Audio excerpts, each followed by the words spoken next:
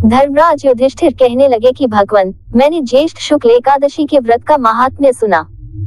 आप कृपया आषाढ़ कृष्ण एकादशी की कथा सुनाइए। इसका नाम क्या है, महात्म्य क्या है, ये भी बताइए।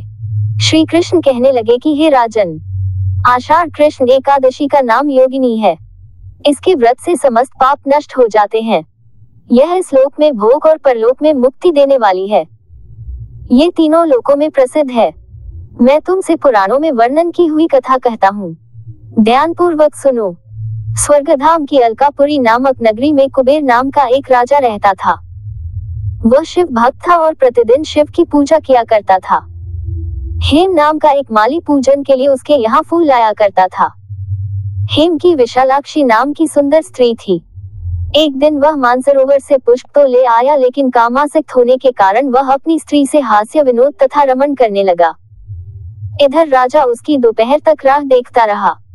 अंत में राजा कुबेर ने सेवकों को आज्ञा दी कि तुम लोग जाकर माली के न आने का कारण पता करो, क्योंकि वह अभी तक पुष्प लेकर नहीं आया।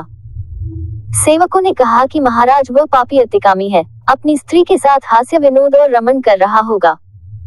ये सुनकर कुबेर ने क्रोधित होकर उसे बुलाया। हेम माली राजा के भय से कांपता हुआ उपस्थित हुआ। राजा कुबेर ने क्रोध में आकर कहा, अरे पापी, नीच, कामी, तूने मेरे परम पूजनीय ईश्वरों के ईश्वर श्री शिवजी महाराज का अनादर किया है, इसलिए मैं तुझे शाप देता हूँ कि तू स्त्री का वियोग सहेगा और मृत्युलोक में जाकर कोढ़ी होगा। कुबेर के शाप से हेम माली का स्वर्ग से पतन हो गया और वह उसी क्षण पृथ्वी पर गिर गया। भूतल पर आते ही उसके शरीर में श्वेत कोढ़ हो गया। उसकी स्त्री भी उसी समय अंतर्ध्यान हो गई। मृत्युलोक में आकर माली ने महान दुख भोगे, भयानक जंगल में जाकर बिना अन्न और जल के भटकता रहा। रात्रि को निद्रा भी नहीं आती थी, परंतु शिवजी की पूजा के प्रभाव से उसको पिछले जन्म की स्मृति का ज्ञान अवश्य रहा। घूमते घूमते एक दिन वह मार्कंडेय ऋषि के आश्रम में पहुंच गया, जो ब्रह्मा से भी अधिक वृद्ध थे और जिनका आश्रम ब्रह्मा की सभा के समान लगता था। हेम माली वहां जाकर उनके पैरों में पड़ गया।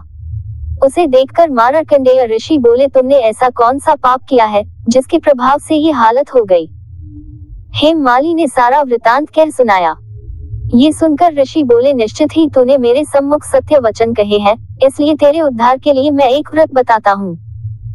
यदि तू आषाढ़ मास के कृष्ण पक्ष की योगिनी नामक एकादशी का विधिपूर्वक व्रत करेगा तो तेरे सब पाप नष्ट हो जाएंगे।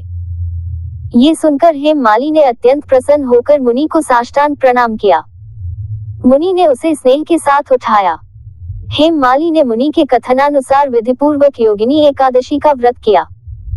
इस व्रत के प्रभाव से अपने पुराने स्वरूप में आकर वह अपनी स्त्री के साथ सुखपूर्वक रहने लगा। भगवान कृष्ण ने कहा, हे राजन, यह योगिनी एकादशी का व्रत 88,000 ब्राह्मणों को भोजन कराने के बराबर फल देता है।